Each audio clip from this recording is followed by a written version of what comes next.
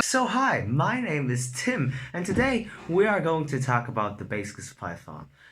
In this tutorial, I'm basically going to show you guys how to program scripts using Python, and without any randomness, without those, well, with jokes, but, you know, without the kind of jokes that I made in the last video.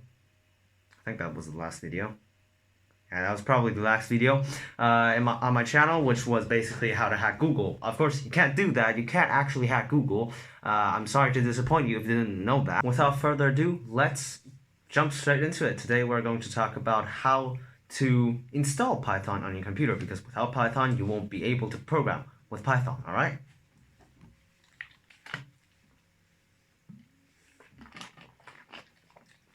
By the way, this video is sponsored by absolutely nobody.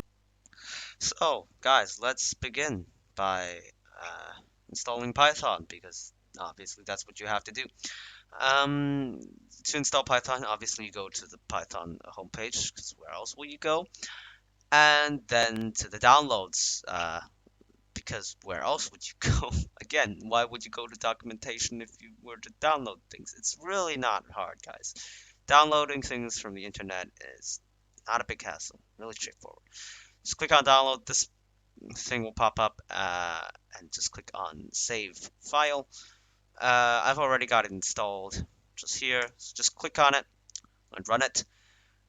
This window pops up, and please don't click on the install now button. Alright, you will hate yourself later on. That's what I did like twice. And I just think that I'm a failure, because the first thing you have to do is click add Python 3.8 to path.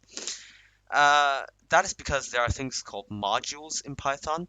Those are just extra scripts that you can add to your Python project to add functionality. For example, if you want to create a game using Python, the most known module would be PyCharm. No, not Python. Pygame. Yes, Pygame, not PyCharm. PyCharm is an IDE. We'll come to that later. Okay. Yeah, right. You will want to use the Pygame module, which you will have to install externally.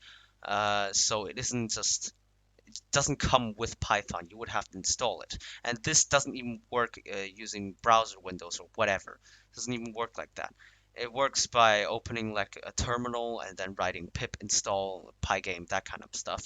So in order to use that command, in order to download that, you would have to add Python 3.8 or whatever version you have. It might be 2.7 as well. Whatever, you'd have to add it to your path. So only after you've checked this box can you just click on install. Okay? So now you can click on install and just wait until it installs. So as you can see, it says setup was successful. You can just click on close and you're done. So that was it. You've just installed Python on your computer. It was not really that hard, was it? We're not going to go into basics of Python yet because I'm lazy.